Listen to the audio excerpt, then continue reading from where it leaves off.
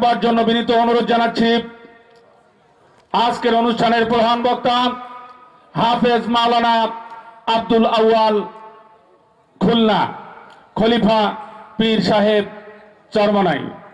আমি মুহতারামকে নসিহত পেশ করবার জন্য বিনীত অনুরোধ জানাচ্ছি। আসসালামু আলাইকুম ওয়া রাহমাতুল্লাহি ওয়া বারাকাতুহু। ওয়ালাইকুম আসসালাম ওয়া রাহমাতুল্লাহি ওয়া বারাকাতুহু। নাহমাদুহু ওয়া নুসাল্লি আলা রাসূলিহিল কারীম। আম্মা বা'দ।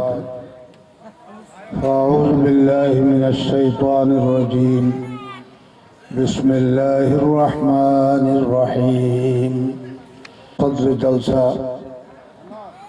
দিগার হযরত উলামা ইকরাম, মুরব্বিয়ান এজম, দিনদার মুসলমান ভাইরা, পর্দার আড়ালে শ্রবণরত পর্দানশীল মা ও বোনেরা, আল্লাহ রাব্বুল আলামিনের দরবারে শুকরিয়া আদায় করছি যিনি আমাদেরকে দয়া করে সুস্থ রেখেছেন, ঈমান এবং ইসলামের নিয়ামত দান করেছেন। আজ কোরআন ও হাদিসের মজলিসে মুমিন মুত্তাকিন সালেহীন আল্লাহর নেক বান্দাদের সঙ্গে আমাদেরকেও আসার বসার তৌফিক দিয়েছেন। এই জন্য আল্লাহ পাকের শুকর, সকলেই বলি আলহামদুলিল্লাহ। আলহামদুলিল্লাহ।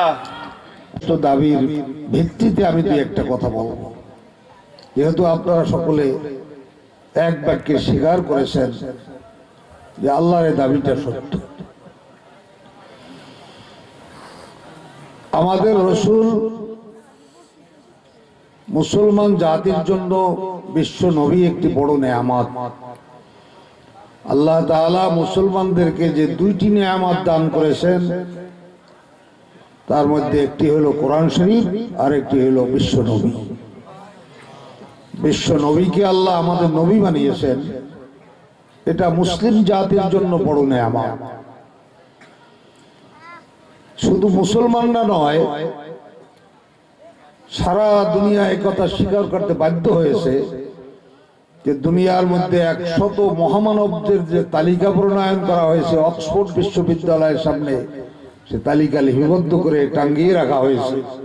তার 1 নম্বরের মহামানব মুহাম্মদ সাল্লাল্লাহু আলাইহি ওয়াসাল্লাম। তারা 2 নম্বরে আনতে পারে না।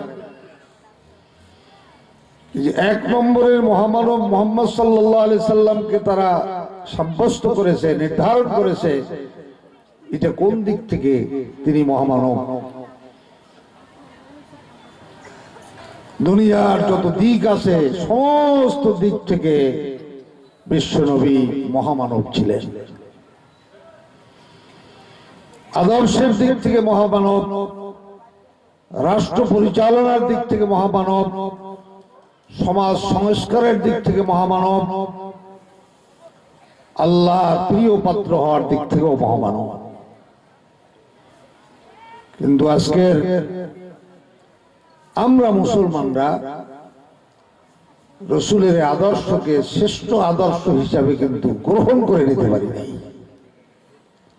মেনে নিয়েছি কিন্তু গ্রহণ করে নিতে পারি না। আমি এক নও-মুসলিম হিন্দুকে জিজ্ঞেস করলাম যে তুমি হিন্দু ধর্ম ত্যাগ করে ইসলাম ধর্ম গ্রহণ করলে ইসলামের কি সৌন্দর্য দেখে, সেই গল্পটা একটু আমাকে শোনাও তো। তো সে আমাকে বলতেছে যে হুজুর এই প্রশ্নটা কেউ করে নাই, আপনি আমাকে প্রশ্নটা করলেন। আমি আমার বাপ দাদার ধর্ম হিন্দু ধর্ম ত্যাগ করে ইসলাম ধর্ম গ্রহণ করে মুসলিম হলাম, ইসলামের কোন সৌন্দর্য দেখে। যে প্রশ্ন আপনি করেছেন বড় হৃদয় বিদারক উত্তর। হুজুর আমার আব্বা যখন মারা যান তো মুসলমানদের বাপ মারা যায়, হিন্দুদেরও বাপ মারা যায়, খ্রিস্টানদেরও বাপ মারা যায়, সব মানুষই তো মারা যায়। মৃত্যুর পরে শেষকৃত্য অনুষ্ঠান আমাদের ধর্মে, হিন্দু ধর্মে যে হৃদয় বিদারক মর্মান্তিক এইটা দেখে আমি ইসলামের সৌন্দর্য মুগ্ধ হয়ে ইসলাম গ্রহণ করেছি। বলে যে আমার আব্বা মৃত্যুর পরে আমাদের ধর্মীয় নিয়ম অনুযায়ী তাকে শ্মশানে নেওয়া হলো। নিয়ম অনুযায়ী বড় ভাই প্রথম আমার আব্বার মুখে আগুন দেওয়ার সূচনা, এবং আগুন যাতে বেশি জ্বলে সেজন্য উন্নত মানের কাঠ এবং চতুর্দিকে এই কাঠকে প্রজ্বলিত করার জন্য কিছু উপকরণ সেটাও ব্যবহার করা হয়েছে। যখন আগুন লেগে গেছে তখন এই লাশটা মোচড় শুরু করেছে, কারণ মানুষের শরীরের ভিতরে চর্বি থাকে, রক থাকে, শিরা ও বুসেরা থাকে।